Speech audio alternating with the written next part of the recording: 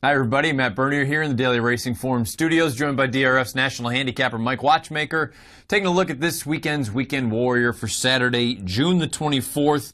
A little bit of a light weekend as far as graded stakes races are concerned. Mike, let's start off though with the big one for 3-year-olds. It's the Ohio Derby. It's a grade 3, a mile and an eighth at Thistledown, scheduled post time 5:30 Eastern.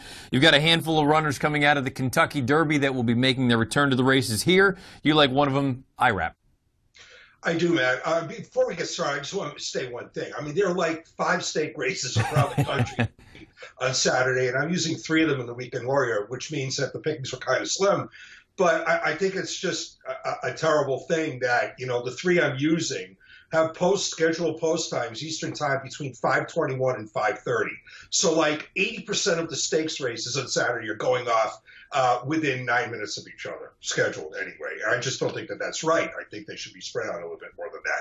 Now, getting back to the subject, yes, I like IRAP in this race. I mean, I think on paper it's essentially a 2-horse race, and Gervin is the 2-to-1 morning line favorite, and I understand it. I mean, he was compromised when he ran in the Kentucky Derby. He had a quarter crack in the days leading up to the Kentucky Derby, which had to certainly compromise his training and had to compromise his performance to some extent. And he did win the Louisiana Derby and the Risen Star Stakes in his prior 2 starts. But I don't know how good Gervin really is, and I have my doubts. He got absolutely ideal setups in both Louisiana Derby and the Risen Star.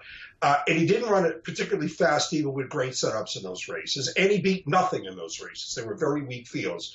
I mean, if IRAP is 3-to-1 and Gervin's 2-to-1, IRAP represents real legitimate value as far as I'm concerned. Now, I'm not a card-carrying IRAP fan. I mean, he didn't run any good in the Derby, and I was not a big fan of his upset win when he was a maiden still in the Bluegrass Stakes 2 starts back. But in comparison to this field, the field he beat in the Bluegrass was light years better than anyone else in this race has ever run against or beaten. I mean, look at the horses that IRAP beat in the Bluegrass. He beat a 2-time Grade 1 stakes winner in Practical Joke. He beat McCracken, who was a 1-time Future Book Kentucky Derby favorite and won the Matt win last week impressively. He beat J-Boy's Echo, who won the Grade 3 Gotham, beating Cloud Computing, who came back to win the Preakness. He beat Tapper, who won the Belmont Stakes, and he beat Wild Shot, who came back to be a most impressive winner of the Grade 3 Pat Day.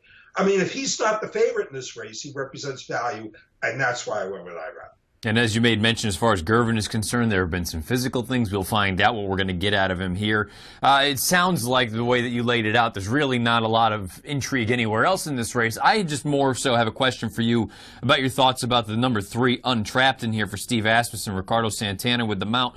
I think this horse has a lot of ability. I don't know that he wants to go this far. Do you agree or disagree? Completely agree. I don't even think he wants a mile and a 16th. I think he's basically a one-turn horse, but who am I to tell Steve Asmussen what to do? I mean, he keeps on running this horse a distance of ground, and I guess he believes that this horse can get a distance of ground, but nothing I've seen in his races have indicated to me that he wants a mile and a 16th, let alone a mile and an eighth he gets in this race. To me, the beauty of this race is to play against Untrapped, who I think will be the solid 3rd choice. It is a little bit of a lean week as far as graded stakes races are concerned. One of them, though, the $500,000 Ohio Derby. Scheduled post time 5:30 at Thistledown, race number 8. Mike's going to go with IRAP for Doug O'Neill and Julian Leperoux. We're going to take a break. When we come back, we're going to go to Churchill Downs. We're going to take a look at a nice sprint race on the main track, Chicago Handicap.